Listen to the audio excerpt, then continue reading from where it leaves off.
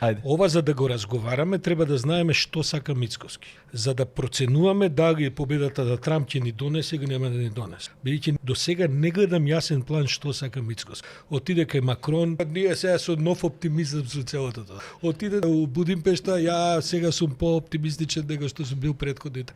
Ние не знаеме што сака Мицкоски, бидејќи ако сакаше да ја почне таа приказна, имаше феноменални изминати 5 месеци за тоа. Баш заради тоа што беа изборите во Европскиот парламент, баш заради тоа што беа изборите во Америка, баш заради тоа што Бугарија е во нокдаун, ма не е во нокдаун во смисла дека ние се ќе искористиме да го сменат ставот. Нема шанси таму. И оваа влада сега што ја нуди ГЕРБ и Борисов и таа нема да помине. И сега не знам која е проценката на Мицкоски кој што дава 10 изјави неделно, контрадикторни се изјавите, постапките ги нема. Со вакво мнозинство у парламентот човекот можеше да ја заврши работата и мислам дека ќе поминеше со ура.